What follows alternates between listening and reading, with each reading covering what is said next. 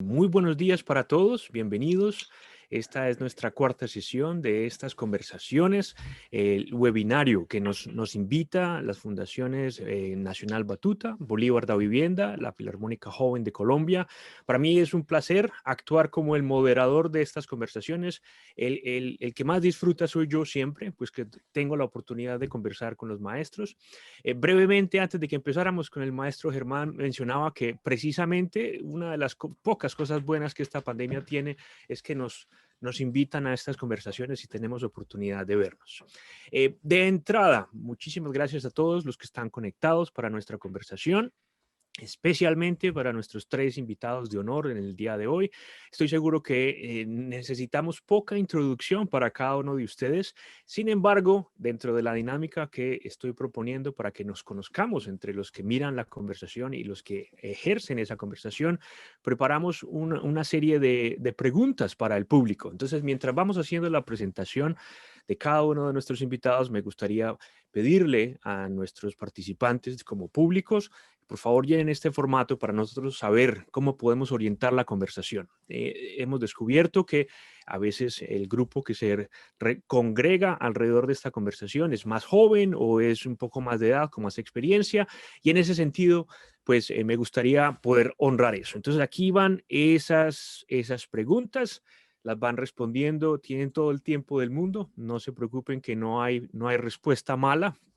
Mientras tanto, vamos a empezar nuestras introducciones, brevemente, por supuesto, pero me gustaría empezar en el orden en que los tengo en la pantalla. De antemano les pido a los maestros que me permitan usar su nombre de pila para yo poder agilizar la conversación. Entonces empezamos con el maestro Germán Gutiérrez, el director colombiano. En este momento reside en la ciudad de Fort Worth, en Texas, en los Estados Unidos, puesto que es el director artístico de la orquesta de la Universidad de TCU, Texas Christian University. Maestro Germán, muy buenos días, bienvenido a nuestra conversación.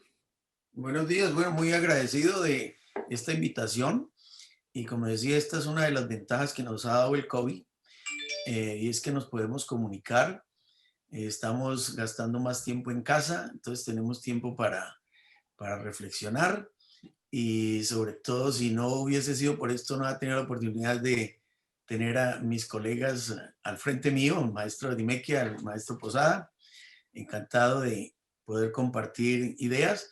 Y ahora que veo a María Claudia y sé que esto está organizado por la Filarmónica Joven de Colombia, Batuta, aprovechar como colombiano para darles el agradecimiento por ese movimiento tan impresionante que se ha dado en nuestro país. Cuando salí de Colombia, esto no existía. Este movimiento que se ha dado con las juventudes es gracias a gente tan emprendedora y que entiende del valor de la educación musical para tener un mejor país. Así que muchas gracias y reconocimiento a ustedes. Maestro, muchas gracias. Continúo con nuestros invitados, el maestro Alejandro Posada, también colombiano, fue director artístico de la Orquesta de Castilla y León, de la Sinfónica de Colombia, de la Filarmónica de Medellín. El maestro en este momento lidera quizá uno de los proyectos más importantes en Latinoamérica también para músicos jóvenes, el proyecto de Iber Academy en Medellín. Maestro Alejandro, muy buenos días, bienvenido a la conversación. Muchas gracias. Quiero agradecer, ¿verdad?, tener este privilegio, como decía Germán, pues que nos da la posibilidad en esta pandemia de acercarnos.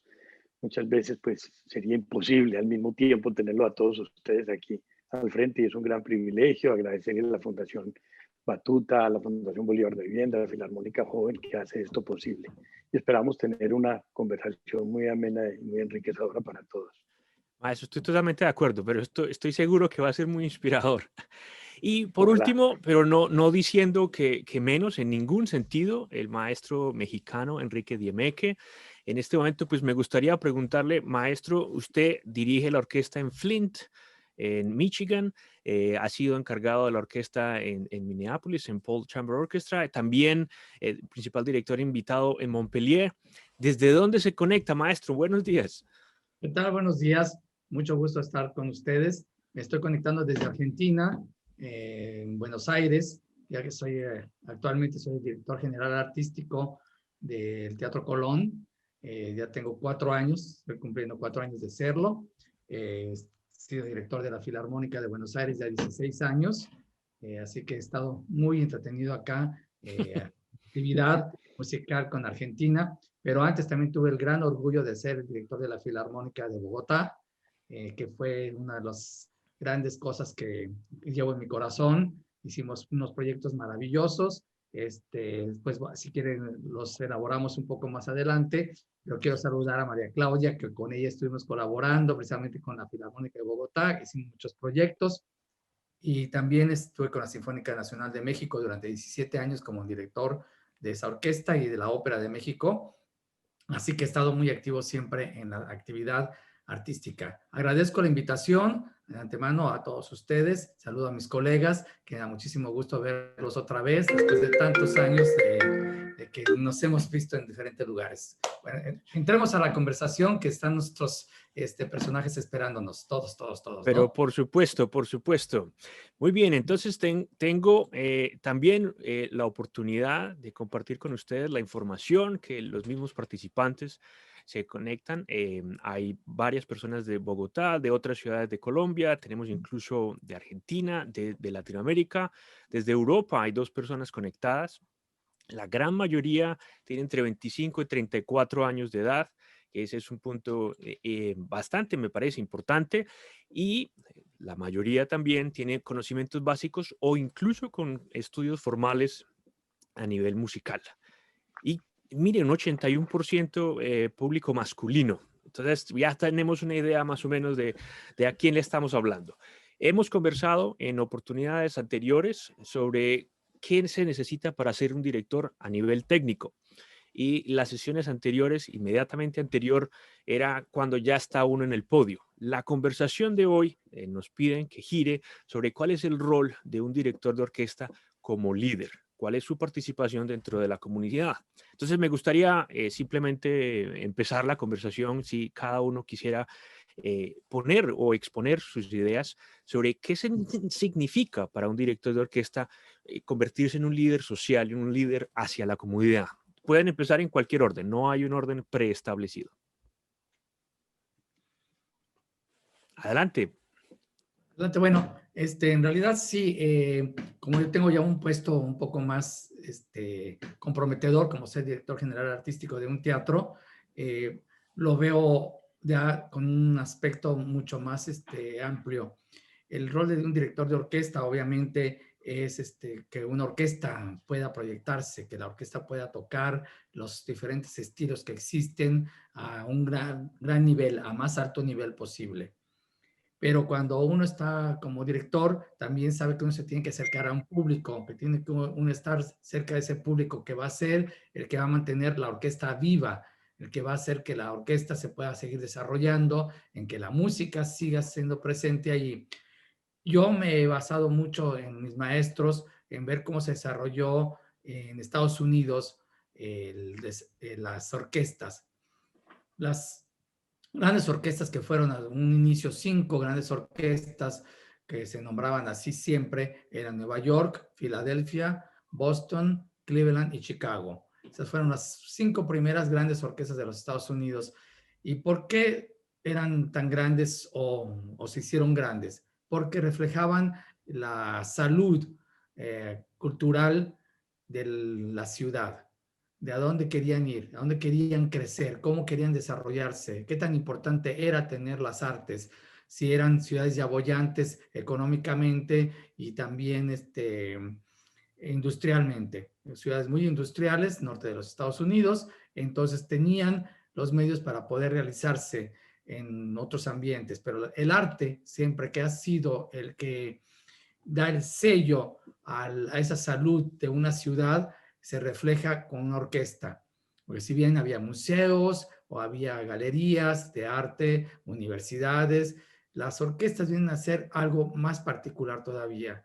¿Por qué? Porque como es una agrupación a la que se puede entrar nada más con un aforo de 2,000, 3,000 personas máximo a disfrutar una hora y media de música, entonces va a atraer a un público un poquito más reducido. En algún momento se decía que era muy elitista, obviamente, pero el elitismo no era de discriminación, sino de las facultades del público que podía asistir. Poco a poco empezaron a crecer esas orquestas con el público, llegaron a tener 4 conciertos en una sola semana, repitiendo el mismo programa, con llenos totales. Entonces, eso hizo que las orquestas se desarrollaran en esas ciudades. Después las otras ciudades se fueron creciendo también, tanto industrialmente como económicamente, y empezaron a tener sus orquestas y reflejan todavía hoy en día esa salud de la sociedad. Entonces, en nuestros países en Latinoamérica somos apoyados por los gobiernos. Allá en Estados Unidos no, son apoyados por la sociedad, por la iniciativa privada. Entonces, eso refleja aún más, con mayor claridad, las necesidades de cada uno como individuo de las orquestas. Entonces, el director se convierte en un líder porque va a empezar a tener ese contacto y a desarrollar al público con las ideas, con las imágenes que uno tiene de lo que es un crecimiento de una orquesta, un repertorio enriquecedor que parte desde la música de barroca hasta la contemporánea. Obviamente con el paso de los años ese contemporáneo va siendo cada vez más distinto. Lo vemos nosotros como ahora estamos en una época también de reencuentro con la música popular. Entonces hay compositores que se acercan a hacer obras que tengan que ver con las danzas, con los cánticos actuales o con folclore. Eso pasa mucho en Latinoamérica. Latinoamérica tiene una ventaja de ser apoyado por los gobiernos. Una buena ventaja, pero al mismo tiempo también unos requisitos muy distintos. ¿Por qué? Porque se convierten las orquestas en un ente que va a estar respondiendo a los movimientos políticos. Ahí es donde tiene que tener una lucha el director, donde tiene que no perder el enfoque de que no es una idea política una orquesta. Una orquesta es una idea artística, una idea cultural que tiene que sobrepasar el momento político que se está viviendo, ya sea de izquierda, de derecha, de centro o lo que sea. Tiene que poder satisfacer esas necesidades, pero sin perder el enfoque de que el arte es universal. El arte tiene una vida que tiene que sobrepasar todas esas cosas. Y para mejor ejemplo, puedo ver lo que pasó en la Unión Soviética. Antes de la Unión Soviética existía Rusia, un imperio. Ese imperio dio un desarrollo muy grande a las artes. Y los compositores, se voy a nombrar uno solo, nada más para que tengamos como ejemplo, Tchaikovsky. Tchaikovsky se convierte en el compositor favorito del imperio y cuando el imperio se acaba con la revolución bolchevique y luego viene el mundo soviético y dura 70 y pico de años, Tchaikovsky siguió estando presente, siguió siendo el emblema artístico musical de la sociedad soviética y que recorrió en todos los países soviéticos del bloque.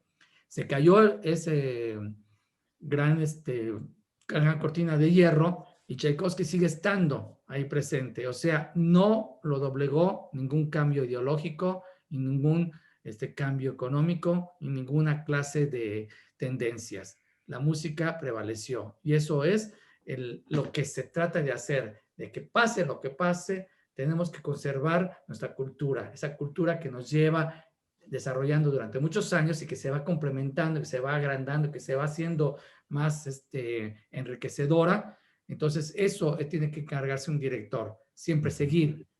Como el programa que maneja María Claudia se llama Batuta, uno pasa la batuta al que sigue, aunque yo no uso batuta, pero pasa la batuta para que se consiga ese crecimiento, ese desarrollo de todos los artistas, de los músicos, de los niños, de la sociedad, de los padres, de todo mundo, que esos vayan juntos y no dejen que eso se pierda.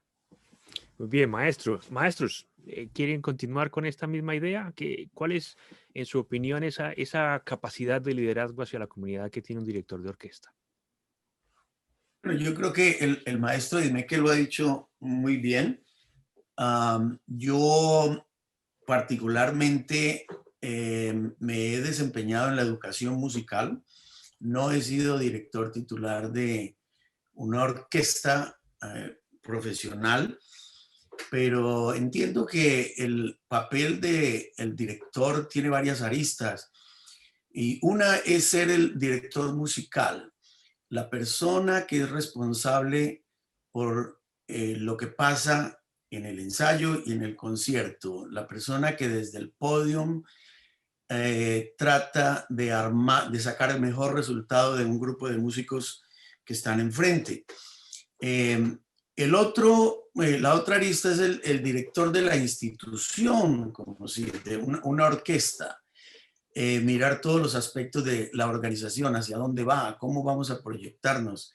Tiene que ver con contrataciones, tiene que ver con ganarse un respeto como líder para tomar decisiones artísticas fuertes, como contrataciones, terminaciones, audiciones. Ese es otro rol importantísimo del director. Y el otro es ser el líder artístico de una comunidad. Mirar a ver cómo la orquesta es parte esencial de una comunidad y cómo hacemos que toda la comunidad se enriquezca de las actividades de esa orquesta. Estar pendiente de la diversidad que debe tener en cuanto a repertorio, en cuanto a personal que hace parte de esa institución es importante.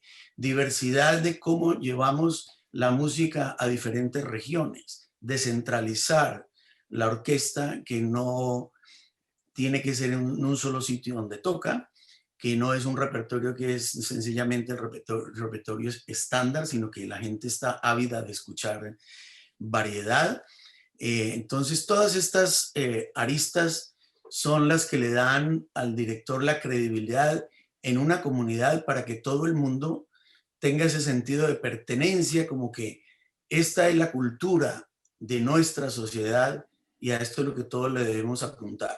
Después de que el director se gane esa credibilidad combinando estos aspectos, es que las organizaciones dan mejores resultados. Maestro, muchas gracias. Maestro Alejandro, nos toca Sí, completar la idea. sí, esta es una pregunta que yo creo que todos aquí nos venimos haciendo toda la vida. Es que esta profesión de dirección de orquesta, hace poco tuve una charla con los directivos de Suramericana, de todos los países latinoamericanos donde está Suramericana. Y pues la verdad les tuve que confesar que todavía no la entiendo, ¿no? Después de muchos años de esto, como que todavía no la entiendo porque es que son muchas facetas. Y primero, pues tenemos que saber que una orquesta es una empresa, que es una empresa artística y es una empresa muy compleja porque es que tiene uno muchos artistas al mismo tiempo, muy cerquita, tratando de que cada uno aporte lo suyo, pero además tienen que adaptarse y a lo que una persona les dice, y eso ya tiene una complejidad muy grande. Pero ahora, digamos, esa pregunta me la hago todavía más con los alumnos de dirección, porque al principio, bueno, esa pregunta, bueno, ustedes se van a entrenar, van a estudiar qué. Solamente las partituras, lógico que las partituras hay que estudiarlas, la técnica de dirección, todo lo que tiene que ver alrededor de la profesión musical, pero no dejen para muy tarde la educación desde el comportamiento, como con el manejo de personal, el entendimiento de los diferentes temperamentos, cómo vamos a interactuar, porque además el director se ve enfrentado, después de resolver todo lo que el maestro dijo muy bien, Herman también lo dijo, ya el asunto de la orquesta, pero luego está, ¿para qué sirvió una orquesta? ¿No? Y eso cada día como que nos estamos dando vueltas y ahora con la pandemia más todavía, ¿qué hacemos con las orquestas? Y no es lo mismo una orquesta en Noruega que una orquesta en Colombia o que una orquesta en algún lugar en África, que también las hay, ¿no? Y ¿qué hacemos con ellas? Entonces, unas pues realmente dedicadas a divulgar el patrimonio artístico, otras, de verdad, la orquesta es parte fundamental del desarrollo de una ciudad o inclusive de un país. O sea, de ahí dependen esas orquestas que existan profesores de música en una ciudad.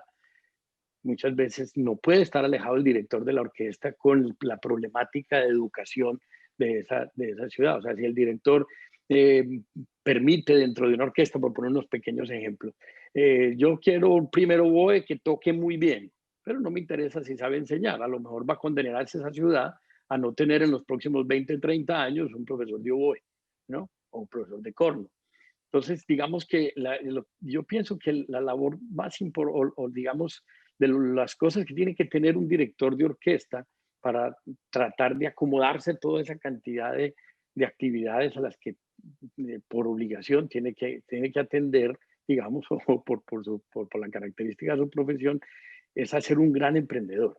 emprendedor desde todo punto de vista y tener la capacidad de adaptación, de constantemente desaprender para aprender, o sea, reaprender y aprender siempre, ¿no? Desaprender y reaprender constantemente y adaptarse a las circunstancias. Hoy en día, pues después de esta pandemia, creo que va a haber una revolución enorme cómo van a funcionar las orquestas de aquí en adelante y para qué sirven. Leí un artículo muy interesante en Scherzo, no sé si lo vieron, en la que precisamente hace muchos años el maestro Neville Marr decía cuál era el modelo de su orquesta y cuál creía que podría ser el modelo de las orquestas que, entre comillas, se van a salvar. Entonces, como para resumir, es eso, el director tiene que ser un líder en todo sentido, no solamente el musical, y desde la orquesta tratar de adaptarse y aportar mucho al desarrollo de la sociedad. Maravilloso. Empiezo a encontrar temas que son comunes a los tres. Hay que proteger, conservar, hay que representar la diversidad de la comunidad y hay que incentivar procesos nuevos, ¿no? Procesos bastante creativos. Antes de que continuemos, para el público, cualquier pregunta que quieran hacerle a nuestros panelistas, siéntanse en libertad de usar el método que la plataforma nos ofrece.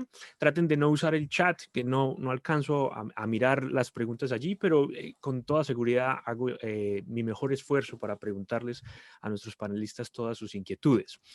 Quisiera que continuáramos ya que llegamos a la realidad de la pandemia, este 2020 que nos sorprendió a todos.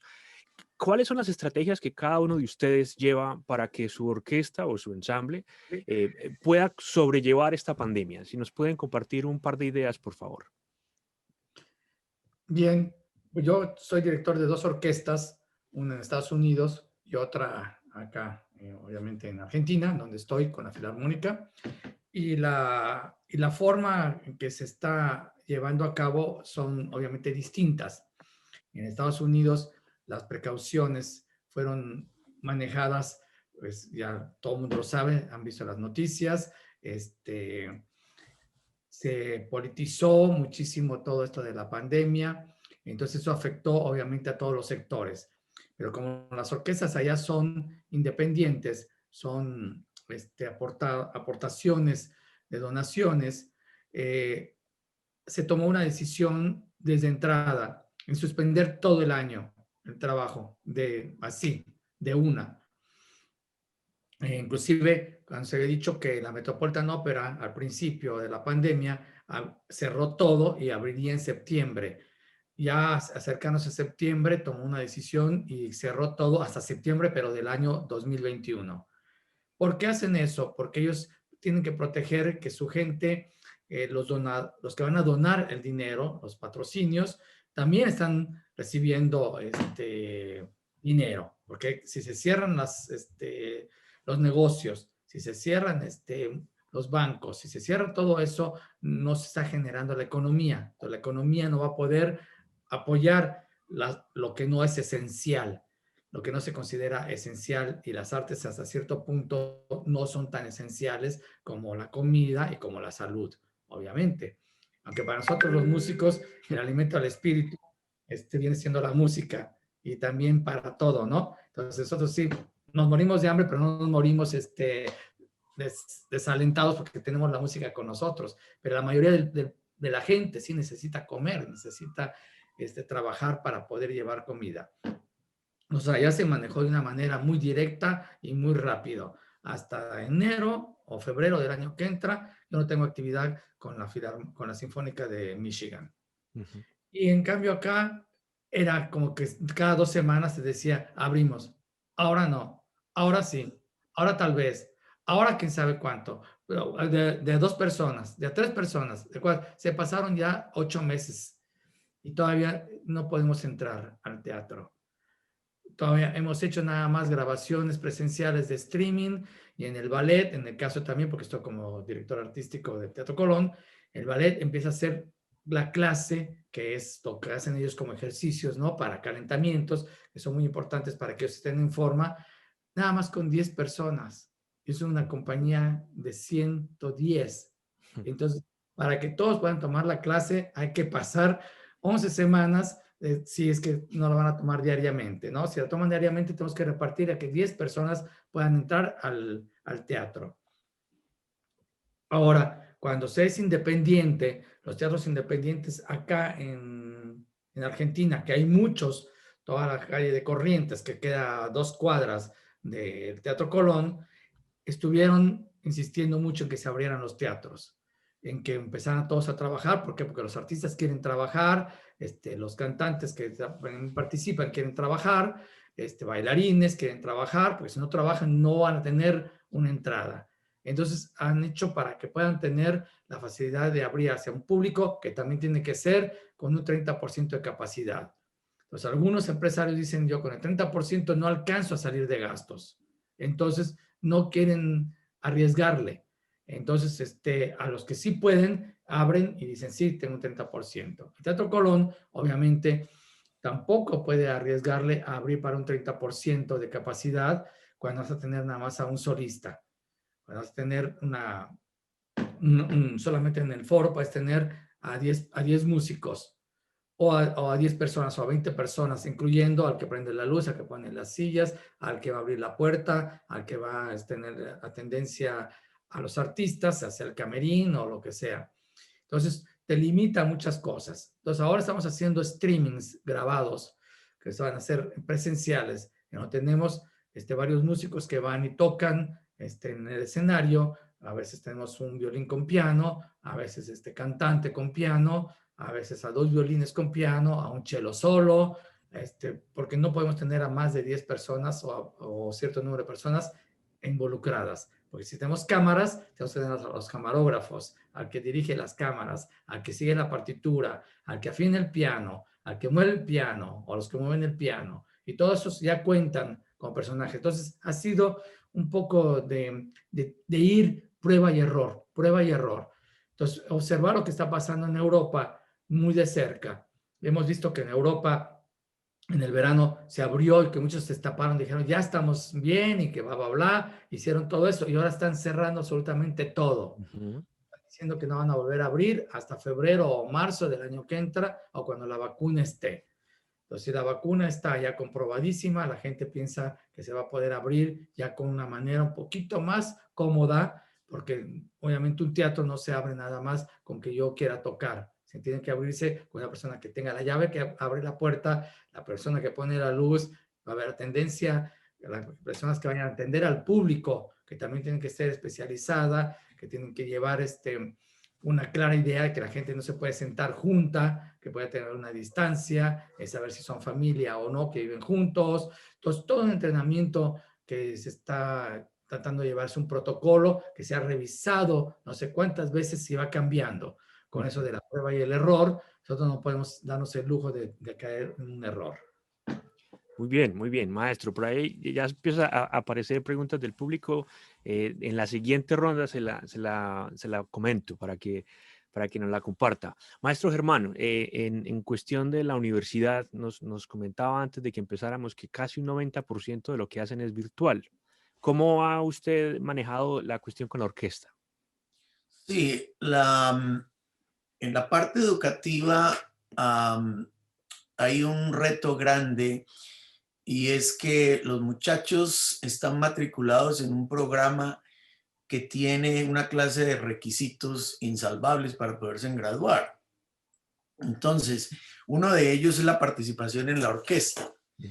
Entonces, yo estaba en comunicación con la mayoría de mis colegas directores de orquesta en universidades en Estados Unidos y hay una controversia grande en cuanto a lo que decía el maestro. Dime que gente que está mirando la parte económica. La universidad tiene que captar esos estudiantes para poder subsistir, mantener un número de estudiantes. Al mismo tiempo tenemos la responsabilidad de poner la salud del ser humano como una prioridad también. Claro. Yo no creo que ningún director esté de acuerdo con que reunámonos y no importa si nos infectamos. No podemos llegar allá tampoco. Y tenemos que entender que necesitamos estar activos para poder subsistir, para poder generar recursos. El comercio está totalmente ligado a la parte artística de una ciudad también. Entonces, es una controversia muy grande. Lo que hemos hecho varios directores y desde mayo, cuando empezamos a hablar qué vamos a hacer, para mí es claro que no existe la orquesta online, no existe. Hay la posibilidad de unir partes y hacer videos y poner a un ingeniero electrónico que sea capaz de dar un resultado, un producto que muestra que estamos activos, y eso es importante. Y es un incentivo de que no paramos, no estamos totalmente encerrados. Eso es importante, pero la actividad como tal, artística, la parte orquestal necesita el ser humano mirándose y compartiendo y haciendo música para podernos poner de acuerdo en un fraseo, en tanta cosa que conlleva la interpretación. Entonces, volviendo a la universidad, lo que yo propuse desde temprano es que yo iba a dividir la orquesta en grupos que lleven un total de integrantes que permita a los encargados de la seguridad decir, bueno, podemos hacer un grupo de 15, 20 o 30 personas. Depende de la localidad también. Porque si tenemos un escenario bastante grande, entonces puede decir, bueno, hay un espacio de 6 pies, 7 pies de distancia, nos dan la autorización. Siempre estamos bajo la supervisión de los encargados de la seguridad. Entonces, nosotros hicimos esa repartición, digamos así, del personal, y hemos logrado hacer conciertos todo el semestre con el personal que se matriculó en persona, clases en persona, y tenemos una cantidad de estudiantes, sobre todo los extranjeros que no pudieron llegar a la universidad porque se cerraron embajadas, porque tienen el temor de venir. Los Estados Unidos no ha sido el mejor país en controlar la pandemia.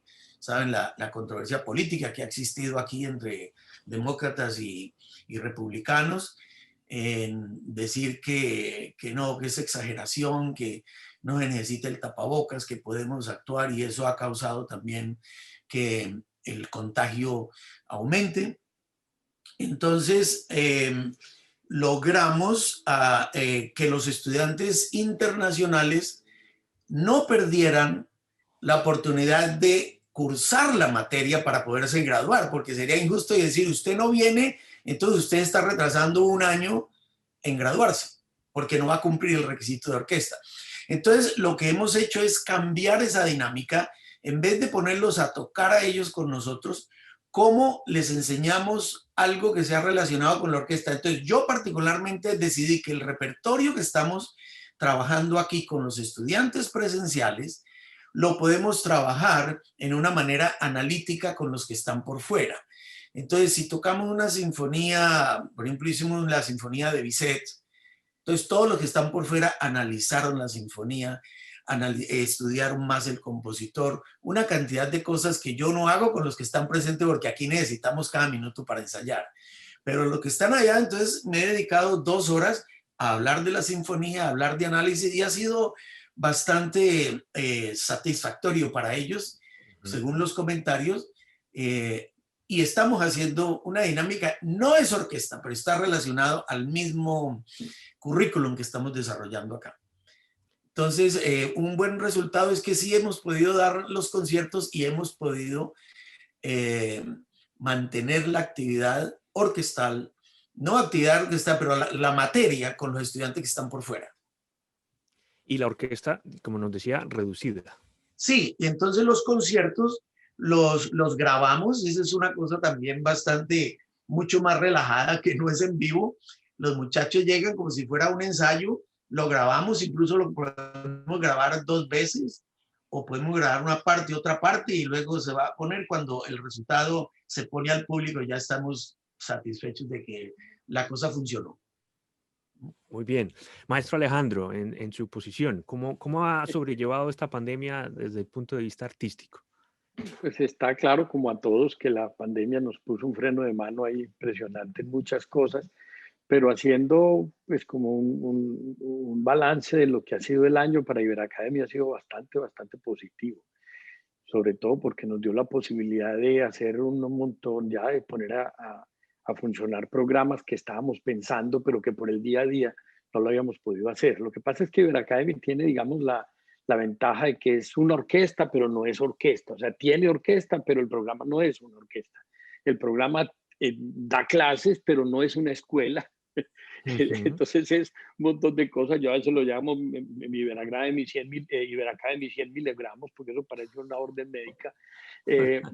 Y la verdad es un programa de fomento a los jóvenes para todo lo que veamos que van necesitando. La orquesta, afortunadamente, como orquesta sinfónica, como orquesta de cámara, pues nos hemos tenido mucha suerte y hemos tenido pues un relativo éxito y muchos privilegios de tocar en festivales importantes, de viajar, en Lucerna, en Salzburgo, en Viena, en todas partes, y eso ha motivado mucho a los muchachos a trabajar como orquesta.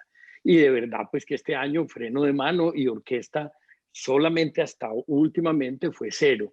Pero digamos que tuvimos la oportunidad de empoderar a los integrantes, la gran mayoría, casi que el 100%, de empoderarlos en otras cosas que van necesitando para la vida, sobre todo en eso que hablamos ahora del emprendimiento y por el lado pedagógico. Nosotros pensamos que la pedagogía es un vehículo muy importante para que ellos encuentren su camino en la vida. Si quiere ser músico de orquesta, genial. Seguro que algo va a tener de pedagogía toda la vida. Y si no, esa pedagogía, el ser profesor le va a enseñar mucho para muchas cosas en la vida. Entonces los hemos tratado como de empoderar en ser profesores, ser mentores, y hemos podido sacar este año, que nunca nos lo hubiéramos imaginado, un programa que llamamos Increciendo, tanto por Antioquia como por Latinoamérica, que llevamos alrededor de los 700 alumnos en 35 municipios de Antioquia, en Perú, en Bolivia, en Chile, en Nicaragua. Y ahí es constante, semana tras semana, todos los días, desde las 8 de la mañana hasta entrada a la noche, se conectan clases, pero no solamente clases individuales de instrumentos, sino el acompañamiento realmente como mentor, como líder, como compañero, y a veces lo llamamos hermano mayor, de jóvenes niños que están en dificultades por la pandemia también, en sus programas musicales, y encuentran en los integrantes de Iberacademy un acompañamiento muy bonito desde todo punto de vista, desde el profesor, desde el amigo, desde el hermano. Entonces, ese emprendimiento nos ha dado, digamos, como muchas satisfacciones este año. También estamos ahora empezando a hacer conciertos, ya llevamos el tercer concierto, que lo hacemos en un municipio aliado que es El Retiro, cerquita a Medellín, y se transmite por la cadena de televisión del municipio. Y van 20 personas a la sala y la orquesta es pequeñita. Empezamos con 20 solamente de cuerdas, ya el concierto del fin de semana pasado pues ya eran unos 46, no, un poquito menos. Y ahora estamos inclusive pensando, hoy precisamente sacamos ya la programación de los 3 festivales que vamos a hacer hacia el final de año, a ver si no dejamos a Beethoven sin que se celebre su cumpleaños. Y lo vamos a hacer en 3 municipios al mismo tiempo, bueno, 4 con Medellín. Y vamos a llevar a Blanquita Uribe por primera vez en su vida de gira por Antioquia. Pero claro que todo vamos a hacer esto es lo que está programado, pero un día antes podemos cancelar, porque ya el alcalde de Santa Fe de Antioquia dijo, cuidado, aquí el museo, el mismo día que Beethoven cumple 250 años, el Museo Juan del Corral, que fue, digamos, donde está la mesa que se firmó la independencia y es muy importante para el país, ese museo cumple 60 años el mismo día de Beethoven, entonces las celebraciones allí van a ser tremendas, pero ya por lo menos el cóctel de celebración ya se canceló, el concierto sigue en pie, pero el cóctel ya se canceló. Entonces es un concierto con todo, con el tapabocas, con el distanciamiento, nos hemos tenido que acostumbrar a la acústica nueva. Ha sido digamos, un espacio también muy importante para mis estudiantes de dirección, pero como yo estoy ya por edad en el factor de riesgo, entonces ellos están dirigiendo todo, yo no me meto por ahora a viajar a Colombia a esto, pero además ha sido una oportunidad grande para ellos dirigir, organizar estos festivales.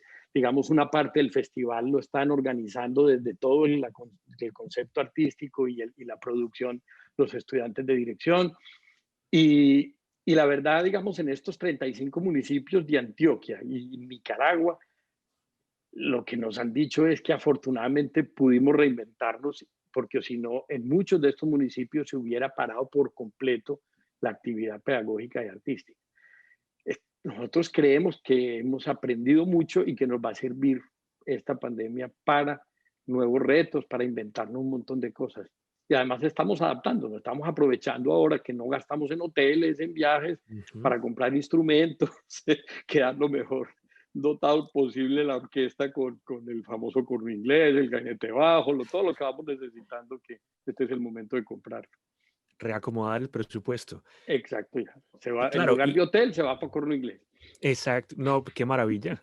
Y a final de cuentas también depende mucho en las autoridades sanitarias cuántos músicos dejan o permiten que participen del escenario y de los conciertos. Me recuerda a alguien en el público que en México, por ejemplo, no nos permiten reunir las orquestas ni siquiera en grupos reducidos y muchos ensambles no han tenido la oportunidad de hacer música desde que empezó todo el proceso, desde marzo.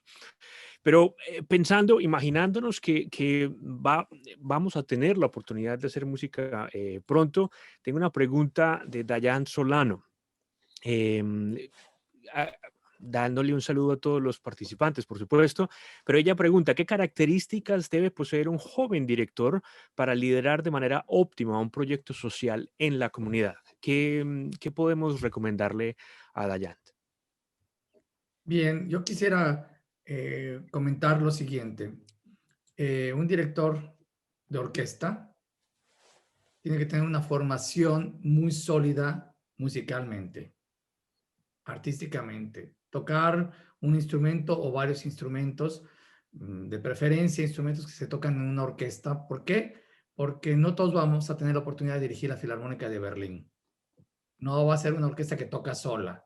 Es una orquesta que hay que guiarla, que hay que ser el maestro, que hay que ser el que les va a dar alguna solución de agitación, de respiración, de manejo de arco, de golpes de arco. Y si uno lo sabe, aquello va a responder mejor. Si no, pues uno dice, pues tengo mi coach que se los va a dar. Pero si no tiene uno los coaches, uno tiene que ser el coach. Por eso se le llama al director de orquesta maestro, porque es el que le da la característica de la autoridad para poder enseñarles a los músicos a tocar mejor sus instrumentos, aprovechar todas esas cosas técnicas que puede ser una solución inmediata. Entonces hay que tener una preparación sólida y hay que hacerlo a la más temprana edad, todos esos estudios. Aprender los instrumentos lleva mucho tiempo, ¿no? A tocar un violín por lo menos de 10 años para poderlo dominar, para entrar a una orquesta, pero otros tantos para ser solista, otros tantos para ser un concertista mundial. Cualquier instrumento va a ser parecido. Entonces, esa parte hay que tenerla muy sólida. Todos los conocimientos musicales también. ¿Por qué hay que hacer todo esto cuando estamos estudiando? Porque cuando entras al mundo de la realidad, de ser un director de orquesta, no vas a tener tiempo para estudiar eso. Va a ser demasiado tarde. Y entonces te vas a enfrentar ante una orquesta de una manera en que si tienes dinero suficiente para pagarles y para tenerlos ahí con trabajo, te van a responder. Si no lo tienes, te sacan a la primera. Entonces, ¿para qué desgastarse en eso? ¿Para qué perder el tiempo en estar en una circunstancia que uno está de desventaja? Sobre todo en una sociedad distinta. Nosotros los chicos ya no obedecemos como obedecíamos antes a los mayores, a nuestros papás, ni a nuestras abuelitas, ni a nadie. Somos chicos nuevos, somos más rebeldones en ese aspecto, tenemos más derechos, también el abuso que existía ha terminado, entonces uno pide tener ese derecho de opinar y ese derecho hasta de decidir. Entonces el director de orquesta tiene que tener esa preparación inmediata. Lo otro que va a ser importantísimo, como ya lo mencionaron los otros dos maestros, hay que tener el manejo de la parte política, que muchas veces ahí fracasamos los directores. ¿Por qué? Porque estamos enfocados a una forma de pensar. Una forma de pensar es que la música va ante todo, que la música es lo primordial, que es el elemento del espíritu, es para que una sociedad se desarrolle, para que unos músicos que vienen de familias puedan llevar comida a las casas de las familias también. Entonces, todo un engranaje alrededor de la economía, que aunque no nos guste mucho a los artistas pensar en eso, porque somos muy artistas, si no existe eso no se mueve nada. Entonces, pero hay que pensarlo con una lógica, no con una lógica de que eso es primero para que el otro sirva. Hay que tener la parte artística primero bien afianzada, porque esa va a hablar por nosotros. Esa es la que va a decir si vale la pena invertirse el dinero y los esfuerzos que se puedan dar. Y entonces la comunidad va a ser la primera que va a decir que sí, la calidad está subiendo, hay que mantenerla, el corno inglés que se necesita, que dijo Alejandro que hay que comprar, ahora es el momento de comprarlo. ¿Por qué? Porque eso va a hacer la diferencia en que la orquesta toque bien, en que la orquesta pueda presentar su material para tener el apoyo. Entonces, el director de orquesta tiene que saber todo eso. Y esas van a ser sus armas, sus defensas. ¿Por qué? Porque uno se enfrenta ante una persona que puede ser un burócrata o alguien muy de alta gestión, pero su pensamiento está en eso, en la gestión, de cómo movilizar las cosas. Entonces uno tiene que llevar la convicción para poder trabajar mano a mano con un gestor, con un muy buen gestor, con un excelente gestor, y los dos dedicarse cada uno a hacer lo suyo. El director no puede perder el enfoque de estar manteniendo a una orquesta entrenándose cada vez mejor, en crecer interiormente. Uno se queda las pistas a que el gestor vaya y trabaje y consiga todos esos dineros o lo que se necesite, los recursos para poder desarrollar que la organización siga creciendo. Entonces, el director joven piense bien que su primera cosa es saber la música lo máximo. Yo tengo una historia que contaban mis maestros, que desde que ya Pierre Monteux, que era uno de los grandes directores de orquesta y que fue el que estrenó la consagración de la primavera en aquel famosísimo escándalo de 1913, en donde se paró y no se podía escuchar la música de silbidos y abucheos, pero no se sabe exactamente si abuchaban nada más la coreografía o también la música misma de Stravinsky, pero lo que sí es que hizo un hito, ¿no? Pierre Monteux se dedicó a la pedagogía también dentro de sus tiempos libres de veranos para enseñarnos a todos a dirigir, y siempre nos dijo, sepan estudiar una partitura lo máximo, ténganla controlada lo mejor posible, y cuando creen que ya lo saben, sigan estudiando porque algo nuevo van a descubrir, porque eso les va a dar a ustedes la tranquilidad de sentarse enfrente de una reunión para conseguir los fondos económicos para seguir desarrollando la organización. Hoy en día se mueven muchas cosas de una forma distinta, hay una comunicación instantánea por los medios sociales, las redes sociales, entonces uno puede utilizarlos, pero antes creo que todo el mundo estábamos un poquito, es mucho de las redes sociales, ahora es la única solución. Estamos metidos, inclusive ahora, hablando sobre estas cosas de diferentes puntos del planeta por la tecnología, por el Zoom.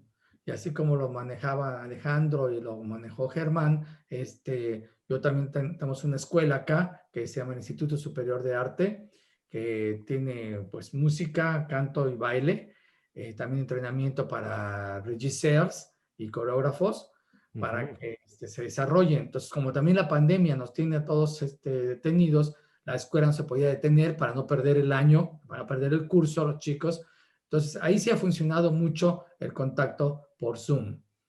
Yo estoy dando un curso con ellos semanariamente, hablando sobre las sinfonías de Beethoven. Todos los días hablo de una de las sinfonías de Beethoven, las analizo con ellos desde el punto de vista de un director de orquesta, no de un analista y no de un profesor, sino de un director de orquesta que dice, esto es así, esto está acá, tengan cuidado con esto, observen aquello, pero ahora, ¿qué es lo que el director de orquesta tiene que implementar también a un músico?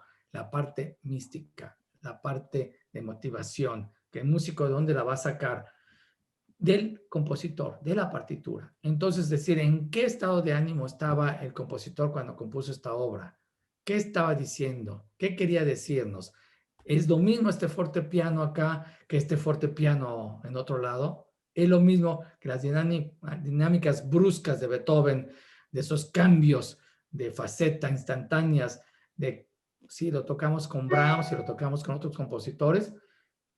Todo eso estamos hablando semana a semana. Ya me queda una semana más, termino con la 9ª sinfonía Hicimos una sesión ayer y la próxima es el martes. Y al final estamos haciendo un productito que también vamos a grabar para hacer lo que trabajamos durante todo estas 10 semanas, 11 semanas en realidad van a ser, hablando de las sinfonías de Beethoven. Ha sido muy constructivo para ellos. Con las orquestas hemos hecho, las profesionales, reuniones, pero no solamente estamos hablando de música, sino también de un mantenimiento físico, tanto de uno como de los instrumentos.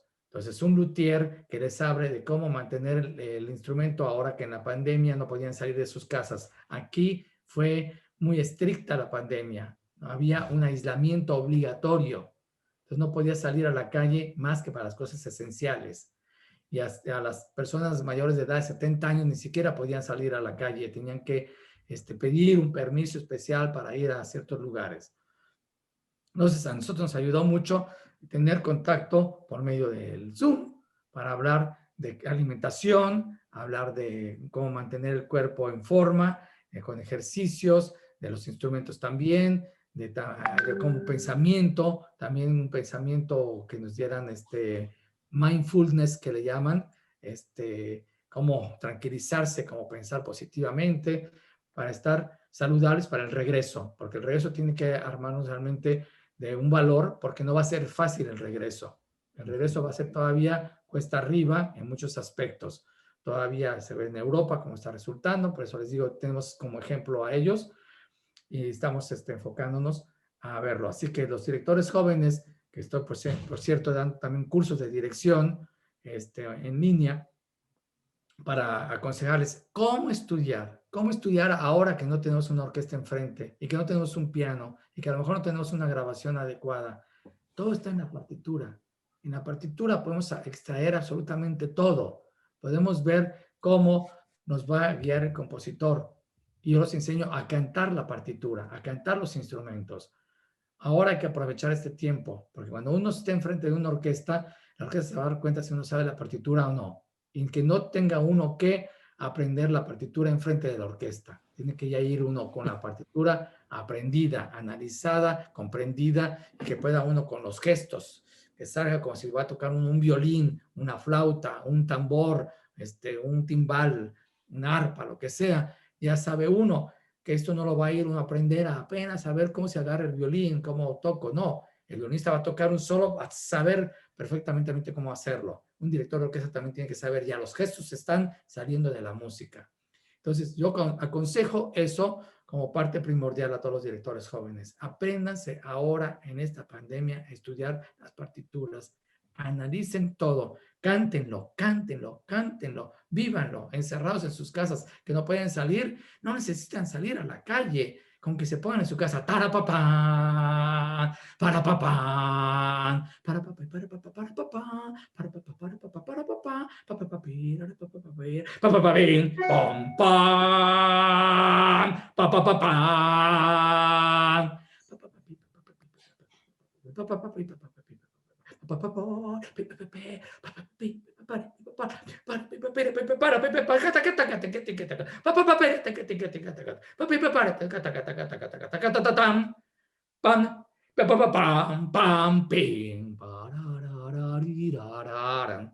entonces ya le sale a uno todo, está el conocimiento en el cuerpo, en los 5 sentidos.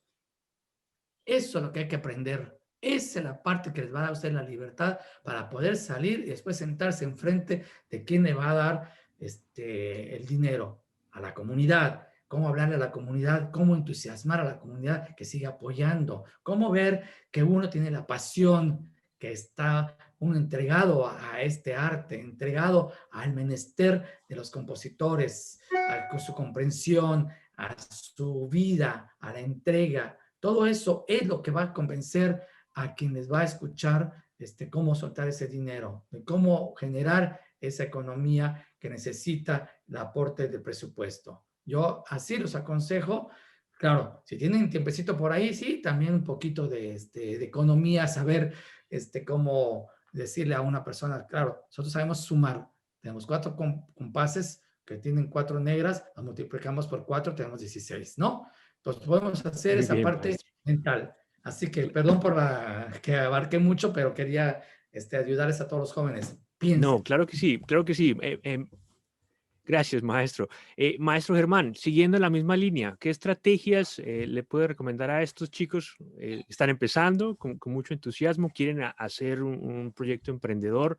¿Habrá estrategias específicas que usted pueda usar, por ejemplo, para enseñarle a los directores o qué habilidades necesitan desarrollar?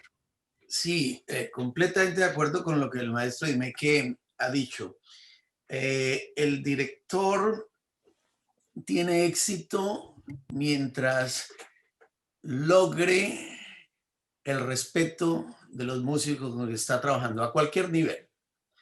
Entonces, si el director es joven, lo primero que tiene que pensar es que él tiene que saber más que los niños que están frente a él. Estamos hablando de un director joven que está haciendo un trabajo en un barrio. Él tiene que saberse la obra mejor que todos los niños. Entonces, el aprender la partitura, buscar la instrucción.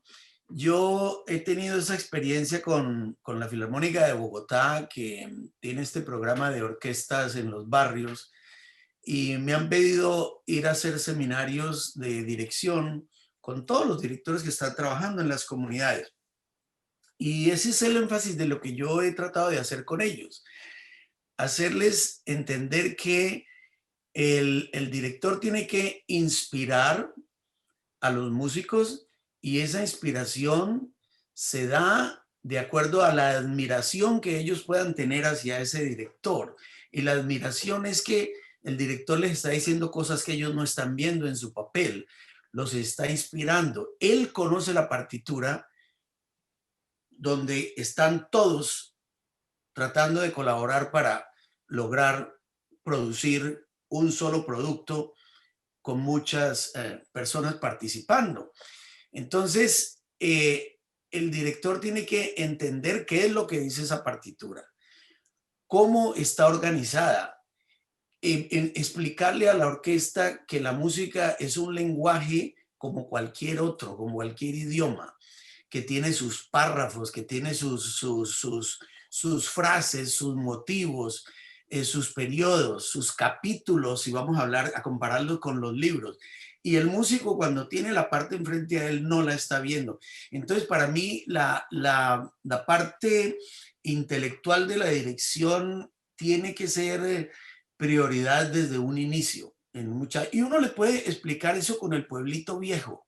Pues mire, cante la canción y yo le digo cuántas secciones tiene el pueblito viejo y decirle que eso es una forma binaria o ternaria, mire cómo volvió el tema acá, cosas esenciales, pero que tiene que inspirar a los músicos a que no toquen 500 compases, sino que toquen varias secciones. Lograron dar un discurso coherente. Entonces, el músico joven tiene el entusiasmo de pararse allí y si tiene ritmo, él hace tocar el grupo de arriba abajo.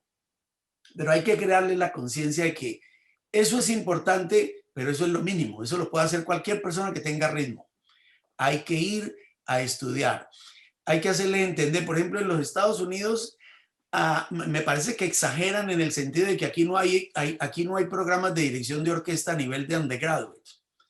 Pero no lo hay es porque no dejan que la persona se pare en el podio antes de que haya estudiado la armonía y el contrapunto y la instrumentación y todo esto antes de ganarse el derecho de pararse allí.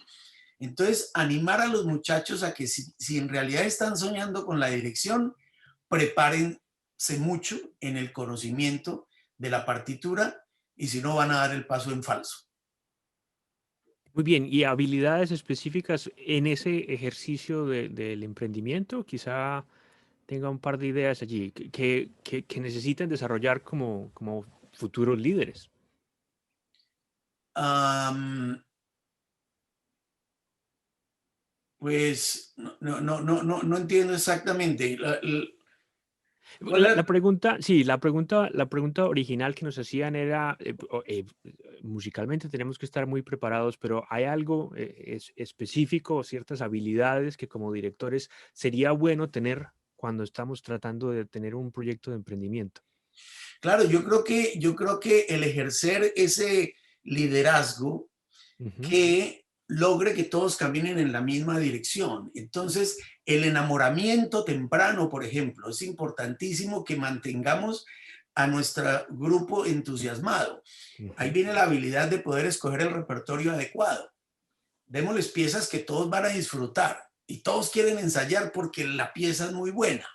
Eso va en la psicología del director, ese entusiasmo. Y al entusiasmo, agregarle la conciencia de que tenemos que prepararnos para hacer las cosas bien.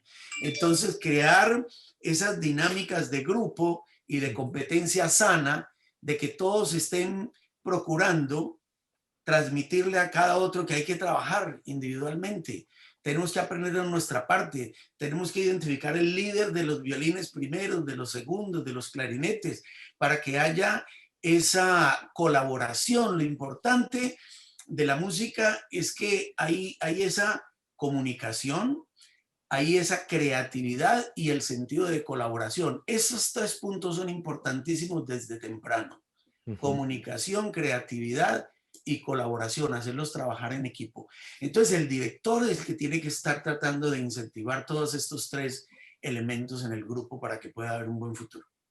Muy bien, muy bien. Maestro Carlos, Alejandro, yo desde te iba a tu punto de preguntar, vista. o sea, está claro, la pregunta original tenía que ver con un proyecto social, Sí, ¿cierto que sí? correcto. Sí, Esa correcto. es la pregunta del oyente, porque es que ahí es un tema muy delicado y al ser un proyecto social hay unas cosas que hay que tener en cuenta. Está claro, ya los maestros lo dijeron muy bien, todo lo que tiene que ver con la parte musical. Yo no me voy a meter con eso, luego ya Germán dijo también un par de cosas que son muy importantes desde la parte humana.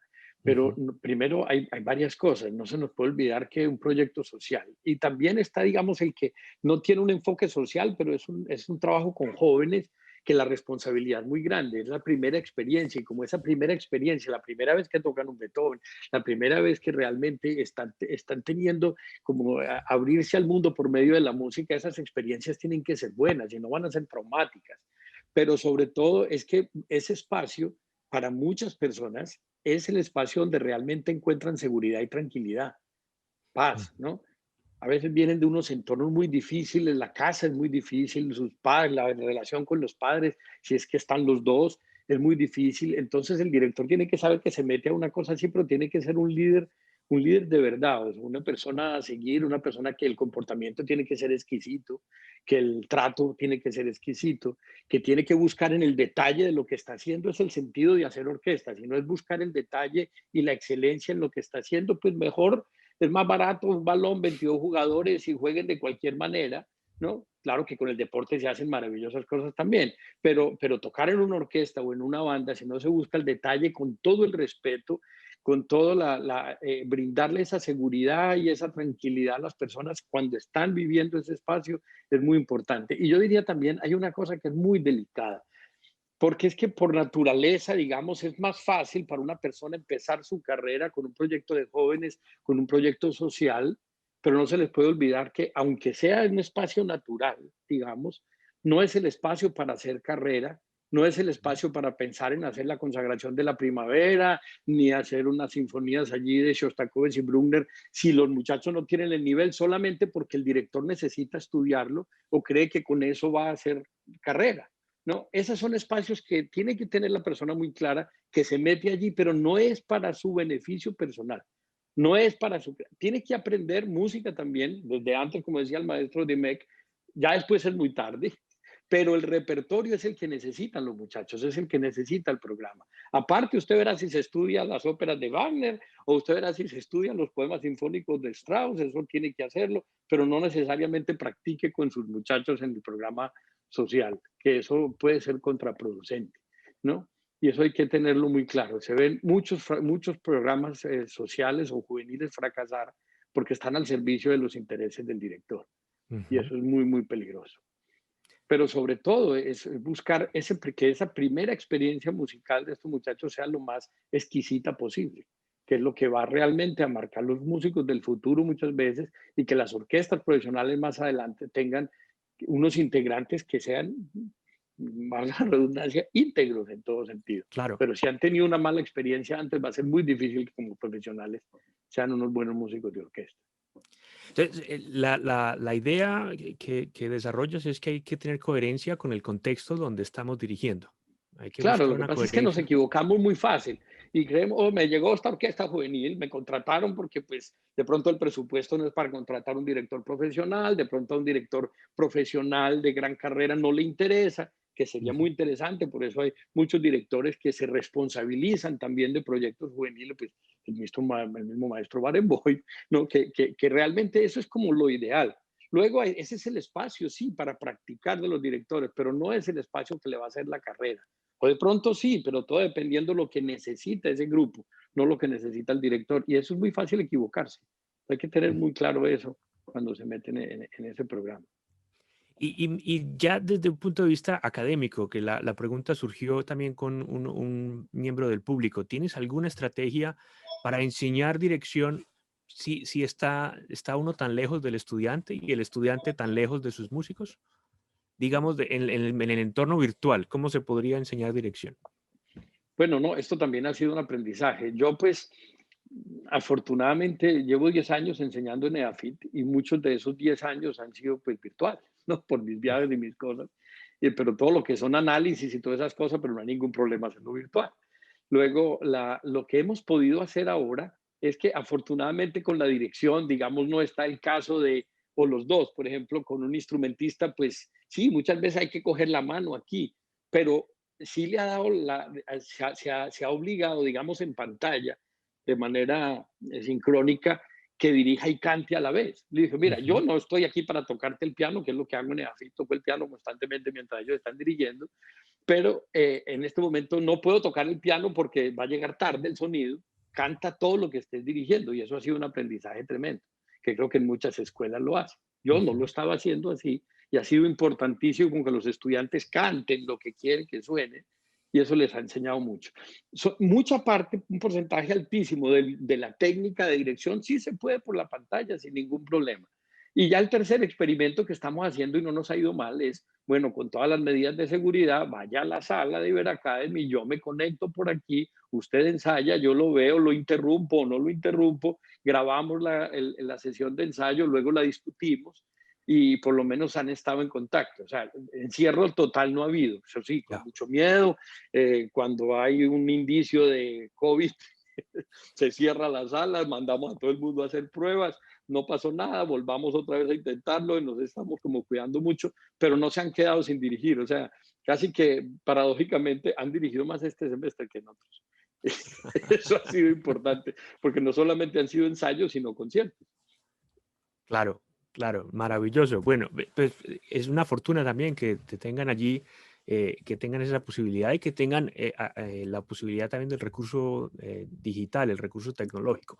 Carlos, es que, Noto, mira, termino por contarte algo, es que nosotros pues tenemos ya, vamos a cumplir 10 años, una alianza muy bonita con New World Symphony, y ellos como que nos venían insistiendo, mire, sí se puede, sí se puede, y yo muchas veces fui a la sala aquí en la New World Center y con el maestro Tilson Thomas, ahí conectado en la sala sola, ¿no? Solamente el podio de él, el atril de él, la cosa, una pantalla gigante en el escenario donde se conectaba una orquesta en Atlanta, ¿no? ujú. Segunda sinfonía de Mahler, segundo movimiento, pum, ensayando él con esto. Y sí se podía, una vez conectamos, inclusive un director allí en la New World Symphony con la orquesta en la sala en la Universidad de AFIT. Hicimos Ujú. ensayos. Claro que, insisto, esto no es para reemplazar los ensayos ni para todo lo otro, pero hemos encontrado que, pues, el tiempo no lo vamos a perder del todo, ¿no? Sí, y que hay posibilidades, eso también es Sí. importante reconocerlo.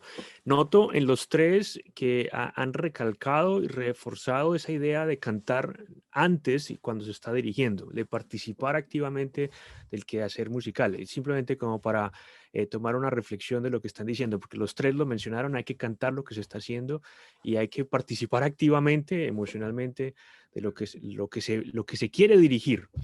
Hay una pregunta de uno de los participantes en el público, es cómo lograr un paso exitoso. Notamos cuando hicimos la encuesta al principio de nuestra conversación, de que hay bastantes jóvenes que están arrancando en ese proceso de formación musical. ¿Cómo lograr un paso exitoso de dirigir una orquesta juvenil y semiprofesional a dirigir una orquesta profesional? ¿Hay alguna recomendación o algún punto que quieran ustedes que ellos tengan en cuenta? puedo para ir solamente como por la línea empezar, o Sí, perdón, sí, sí, por usted, supuesto, por maestro, supuesto. no, solamente como por seguir en la misma línea. Yo creo Sí, que sí. dirigir una orquesta juvenil de alguna manera puede no garantizar, pero ir en el camino al que sea un paso exitoso, pues no abandonas tus estudios. Lo que puedas hacer con esa orquesta juvenil se puede hacer. Digamos que hay una práctica que se puede hacer con una obra sencilla como con una obra muy compleja, y es Ujú. el ritmo del ensayo, el manejo de las personas, el saber pedir lo que quiero, el hacerse una idea de lo que quiero. Lo único que yo digo es, no estudies un repertorio que la orquesta no puede tocar solamente porque tú lo vas a necesitar. Si te entrenas con esa orquesta juvenil en todos esos aspectos, que son los que al final van a marcar la diferencia entre un director y otro, que es ese trato a la orquesta, esa forma digamos, de hacerse, de poderse vender a los músicos. Mire, venderse es, mire, me están haciendo caso sin que ustedes se den cuenta que me están haciendo caso. Entonces, aquello se convierte en que todos estamos trabajando por un bien común sin que nadie se sienta obligado. Eso se aprende trabajando, ¿no? Y estudiándolo. Pero lo otro está la rigurosidad del estudio. O sea, no dejes tu ópera, no dejes tus poemas sinfónicos, no dejes tu piano, no dejes tus cosas y así estar preparado cuando la oportunidad se presente, que siempre se va a presentar. El problema es no estar preparado para eso. Estar listo para esa oportunidad. Muy bien, maestro Enrique. Así es, hay que estar preparado para la oportunidad. Yo creo que vamos a hacer un poquito de retrack en todo lo que hemos dicho, porque obviamente a un director joven le interesa mucho cómo es que va a ser su carrera, ¿no? Y como ya hablamos, primeramente hay que estudiarlo, hay que estudiar la carrera, estudiar instrumentos, todo. Luego va a llegar el momento que quieran dirigir o puedan dirigir. A veces hay que dirigir un piano, a 2 pianos, a veces una orquesta juvenil y luego una orquesta profesional. Va uno entrenándose para eso. Pero yo me voy a atrever a hacer un poquito no publicidad necesariamente, pero sí que yo saqué un libro precisamente sobre cómo uno puede llevar una vida hacia lo que uno busca. Desde qué edad uno busca las cosas, cómo se va uno enriqueciendo sobre eso. Entonces, con un escritor mexicano, José Ángel Leiva, en charlas que tuvimos durante varios años, recopiló mis anécdotas e hizo un libro que habla sobre mi biografía y le llamó Con música de Mahler. ¿Por qué? Porque siempre que hablaba yo algo salía el nombre de Gustav Mahler. Obviamente salían otros Claro. compositores, pero le pareció muy interesante esa parte apasionada que él encontró también leyendo sobre Mahler, que había muchas cosas similares. Entonces, no quiero hacer nomás para que no se vaya a pasar el tiempo y después aquí está el libro, que se puede conseguir en Amazon, se puede conseguir también en Siglo XXI, editores en línea. Quería compartirlo con ustedes, pero no sé cómo hacerlo aquí en el Zoom, el link, para que lo puedan hacer ustedes directamente. Precisamente toda la idea que hablo yo acá es de cómo yo crecí y me formé como director. Primeramente como una idea desde chiquito, así como preguntan ustedes, a los 7 años pregunté a mi papá por qué me llamaba Enrique Arturo. Yo ya tocaba el violín, estaba con un cuarteto con mis hermanos, tocaban ellos la viola, el cello, y aquí estamos.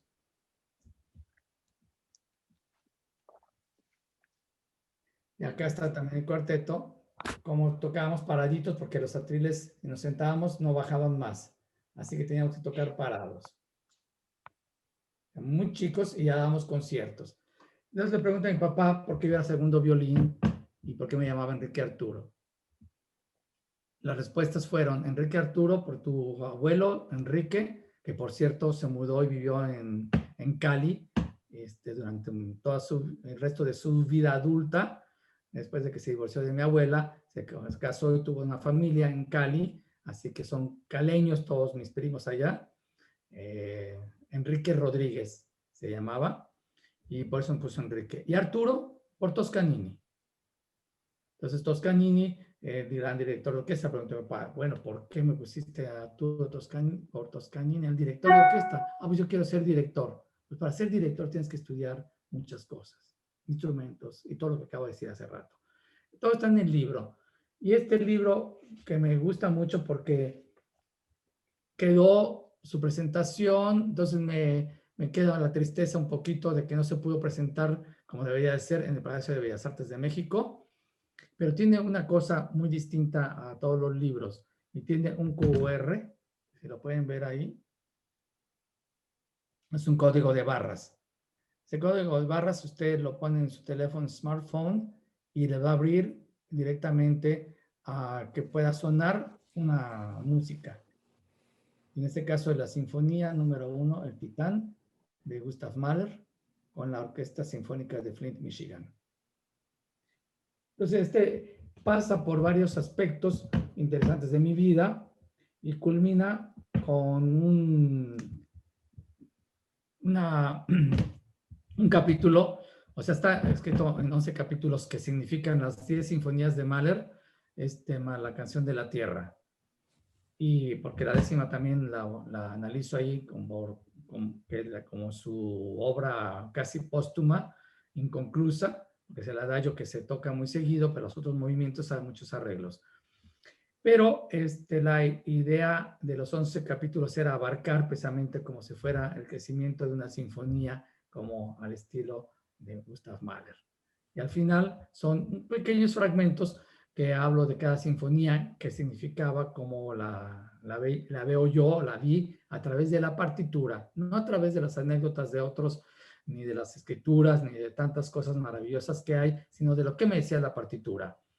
Que después ya algún día podré discutir con los musicólogos si hay o no certezas o errores sobre mi apreciación, pero lo que yo trato de extraer por las enseñanzas de mis maestros fue lo que está escrito en una partitura. Bueno, decía yo de Beethoven, que lo había hecho con la orquesta acá, la académica del Teatro Colón, una orquesta juvenil, y con Gustav Mahler, entonces lo hago acá en el libro. Lo pueden ustedes conseguir y les aconsejo que, que lo vean en el link. Quise compartirlo, pero no lo puedo hacer, no soy tan ducho como decimos en México para esas cosas. Pero si lo logro, se los mando. Es un link que está muy interesante porque dice cómo adquirirlo y cómo les llegará el libro. Voy a tratar de hacerlo otra vez, pero no sé si me salga bien. En fin, acá está. ¿Cómo se hace? Mira, aquí los enseño. Si alguien de ustedes sabe cómo hacer esas cosas, me lo puede decir. Sí, no se preocupe. Yo le pediré entonces a alguien de la fundación que le mande un mensajito para que usted también sepa cómo hacerlo. Ok, perfecto. Me dará mucho gusto. Muchísimas gracias. No sé cuánto tiempo tengamos, pero sí quiero contestar una pregunta que me hicieron por ahí, que va directamente a mí. Sobre los recursos económicos de Estados Unidos. Sí, se hacen a través de donaciones, se hacen campañas de recaudación de dinero, o sea, haciéndose hacia un concierto, a veces se hacen lo que se llama auctions en Estados Unidos, que son subastas, una fiesta de subasta y la gente va y compra cosas, pero más bien dicho, todo es donado, todo lo dona la gente, un viaje, un automóvil, una casa, que la puedan rentar por pasar un fin de semana en algún lugar, unos viajes, como decía yo, a algún lugar con hotel incluido y todo, y la gente compra eso y ese dinero va para recaudar los fondos para pagar así todo lo que se necesita en gastos de una orquesta, que muchas veces no solamente son los músicos que hay que pagar, sino también publicidad, pagar administración, pagar ciertas cosas que van a ayudar al desarrollo de la orquesta. Muy bien, maestro. Como no tenemos poco tiempo, entonces pasemos. Yo quisiera también que el maestro Germán tuviera la oportunidad de responder a esta pregunta que nos hacían. ¿Cómo sugiere usted ese paso de dirigir una orquesta juvenil semiprofesional allá a una orquesta de alto nivel profesional?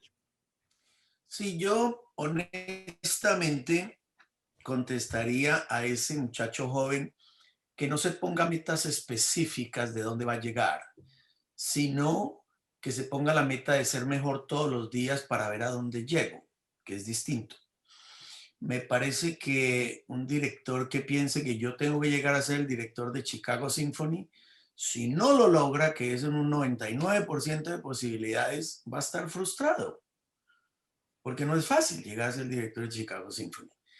Entonces, para mí la preocupación debe ser, todos los días tengo que ser mejor, todos los días tengo que estudiar, y la vida va abriendo caminos por donde uno va a trasegar. Entonces,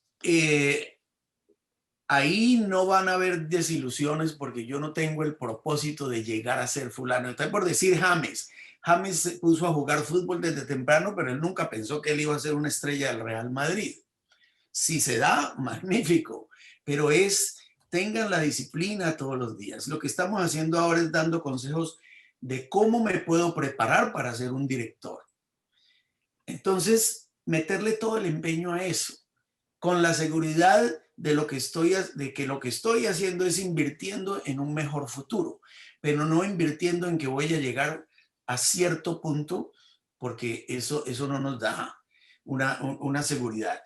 En la música, yo le digo mucho a mis estudiantes que llegan aquí a hacer sus programas en instrumento. Y entonces de pronto viene y dice, no, pero es que las clases de teoría, que eso es muy pesado, que la de historia, que me toca escribir paper, no sé qué. Yo digo, mira, pero es que tú tienes que tener claro que aquí te tenemos que dar una educación global, porque todos llegan pensando que yo voy a ser el próximo Perman, yo voy a ser el próximo Yo-Yo Ma, y resulta que eso en el 99% de las posibilidades no va a ser, pero la nutrición de toda la educación alrededor de eso le va a abrir las puertas para que después sea un buen profesor, para que sea un buen director de un departamento de música, un CEO de una orquesta. Todas esas cosas no las estamos pensando, pero pueden estar en nuestro futuro. Y mientras más vamos a invertir en la preparación, vamos a ser profesionales exitosos en el futuro. Entonces yo digo, no piense tanto cómo hago yo para salir de aquí, de director de orquesta juvenil, a ser profesional. Yo diría, ni lo piense. Tenga la aspiración, sí, pero continúe en el sendero del aprendizaje. Esa es mi recomendación. En el día a día, como nos decía al principio. Exacto. Muy bien, tenemos una última pregunta, maestro. Yo siempre les agradezco de antemano porque su tiempo ha sido maravilloso. Y esta pregunta es de Armando Colón. Él quisiera preguntarles cómo hace para poder asistir a sus clases de dirección en línea. ¿Habrá alguna estrategia que ustedes tengan una oportunidad de ofrecerlas al público en general o específicamente a través de sus labores académicas en cada una de las instituciones donde ustedes trabajan? En el caso mío, estoy enseñando dirección de manera virtual porque tengo la obligación de hacerlo por el estudiante que no pudo llegar acá. Pero lo que decía Alejandro, yo me he dado cuenta que después de la pandemia voy a seguir usando la tecnología para hacerlos cantar más. Muy bien, muy bien. Hacerlos cantar más, porque cánteme el segundo tema y ahora pásese a tal parte. Y entonces, cuando están en la orquesta, yo no los hago cantar porque tiene el instrumento dándole la música. Entonces, esas son ventajas. Pero las clases que yo estoy dando virtual, pues tiene que ser para los estudiantes registrados en la universidad. Pero hay posibilidades yo creo que a todos nos piden una clase maestra, entrevistas. Yo el sábado pasado di una clase para estudiantes de la Universidad del Cauca. Entonces, ese link se comparte y la gente puede entrar, pero sería estar pendientes de esas posibilidades, ¿no? Yo trato de publicarlos en mi página de Facebook y claro, quien quiera venir, bienvenido. A mí no me importa si está matriculado o no matriculado para dejarlo participar. Muy bien. Alejandro, ¿tienes alguna estrategia en mente para aquellos que quieren participar de tus clases? Pues por ahora, sí, también lo que hacemos es la clase de dirección de NEAFIT, ¿no? Si es posible, si se comunican conmigo, en algún momento los podemos invitar a que se conecten y vean una clase. Desde Iberacademy sí hemos organizado unos cursos, unos diplomados, específicamente porque trabajamos pues, en alianza con el programa Sinfonía por el Perú, con la Fundación Bravura en Bolivia. Entonces organizamos unos cursos de dirección que terminan pues en un certificado de diplomado. Pero es exclusivamente para las personas que están trabajando con ellos, para los profesores de sus programas, de sus orquestas. Pero estoy seguro, y lo hemos hablado ya mucho, que cuando pase todo esto, seguro que vamos a tener, no solamente desde la universidad, sino desde Iberacademy, la posibilidad de ofrecer, digamos, como una introducción a lo que sería la dirección en la universidad, tanto en pregrado como en maestría, y también que lo hicimos ahora para directores de banda de los municipios de Antioquia, y ahora lo estamos haciendo para directores de coro con la maestra en Venezuela con Lourdes. La posibilidad de eso. Hay que estar pues como muy atento a las redes de Iberacademy cuando ofrecemos estos programas y si pues se puede clasificar en algunos de ellos, pero estoy seguro que sí. La estrategia parece ser en estos mundos virtuales estar pendiente de lo que todos hacen y empezar a hacer su propio calendario. Con eso no se pierde uno. Ojalá hubiese tiempo de poder verlos a todos, ¿no? Es una maravilla. Nos vamos, maestro Enrique, ¿usted tiene alguna estrategia específica? Bueno, sí, yo creo que de todo lo que hemos hablado, hemos dicho de todo lo que estamos haciendo por el Zoom, por los medios electrónicos, cibernéticos, van a seguir, pero no es sustitución. Estamos diciendo que esos son entrenamientos, son para que practiquemos, no dejar de estar activos. Yo les doy clases a muchos y también los invito, entran a lo de que hablo con las orquestas, con la Orquesta Juvenil, sobre Beethoven y sobre lo de Mahler, que también tuve una sesión hablando sobre todas las sinfonías de Mahler con la Sociedad Mahler, donde soy presidente honorífico de la Sociedad Mahler de México y ahora se va a convertir en toda Latinoamérica. Hicimos todas unas charlas a través de eso que se abrió al público en general. Pero para la dirección orquestal, creo que sirve mucho todo esto. Pero sí, también estoy armando que en un futuro no muy lejano se pueda hacer presencial, porque también necesita uno la parte presencial. Para un director de orquesta va a ser importante porque la respuesta que le pueda dar una orquesta le va a enseñar muchísimo. No es lo mismo si uno toca el violín y toca uno ante el maestro, bueno, hace unas correcciones. Y como también mis colegas, todos hemos hablado sobre que canten la obra. Sí, eso es para estudiar, para aprenderse la obra. Pero ahora hay que estar enfrente de una orquesta para mostrar que sí la aprendió uno, que no se quedó ahí en las cuatro paredes. O como aquel viejo dicho que se decía que yo era muy buen cantante en la regadera, ¿no? Pero ya cuando me presenté en el Carnegie Hall o en la Metropolitan de Nueva York, en Teatro Colón de Buenos Aires, no me salió la voz. Porque también se necesita eso, saber cómo llevarlo ante una orquesta. Y ahí viene a contestar las preguntas de todos, la necesidad de estar frente a una orquesta. Hay que aprovechar ahorita este momento para pensarlo, para gestionarlo a uno en su persona, en su técnica, en su trabajo, en el estudio. Porque sí, cuando estoy presente con una orquesta, me iba a salir la palabra sin intención, mala intención, en contra de una orquesta, perdón por decir eso que me salió del subconsciente, porque sí, porque las orquestas van a estar viendo cómo lo va uno guiar. Entre más sepa uno, va a ser mejor. Entonces, como lo ha dicho tanto Alejandro como Germán, cuando ya se presentan en frente de una orquesta, pueden ya, sentir todo lo que trabajaron y van a darse cuenta de cómo están de bien preparados. Entonces hay que buscar eso. La estrategia es ahora aprovechar estos medios para alimentar el conocimiento, para alimentar el espíritu y para que estén preparados para que en un momento, ya cuando podamos abrir cursos presenciales, puedan estar muchísimo mejor preparados, más sólidos, ya hasta la parte emocional y la parte física, listas para estar enfrente o sobre un podium ante una orquesta.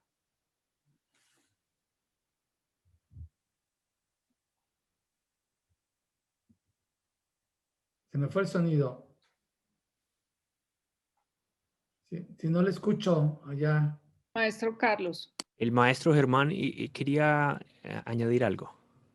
Sí, no, yo quería compartirles la otra ventaja que ha dado la pandemia. Yo soy el director de las orquestas juveniles también de Forward por ya 20 años y este año tuvimos que postergar el inicio de actividades de acuerdo a las autoridades locales, el school district, el distrito de escuelas, que dijera cuándo los estudiantes se pueden reunir, que fue el inicio de las escuelas en la ciudad y todo. Entonces, mientras tanto, ¿qué hacíamos?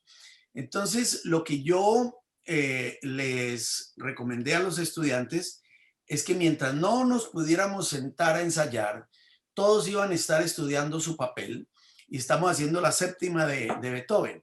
Entonces, yo nunca les había pedido esto, pero les dije, todos van a escoger una grabación y van a empezar a tocar su parte con esa grabación. En casa, son niños, son muy talentosos todos, que son los mejores de la comunidad. Y la sorpresa de que la semana pasada tuvimos el primer ensayo y por primera vez en la orquesta juvenil yo pude pasar, claro, con todos los errores que tú se imagina que existen, la séptima de Beethoven de principio a fin la tocaron los muchachos. Eso nunca había pasado antes de la pandemia. Entonces, hay cosas y ahora yo digo, voy a seguir usando eso, sin pandemia también. Antes de cada concierto, todos me tienen que mandar un video tocando su papel. Entonces, fíjate, ya para compartir esa parte para los directores jóvenes que pueden hacer eso con sus muchachos. Los recursos que salen de la pandemia.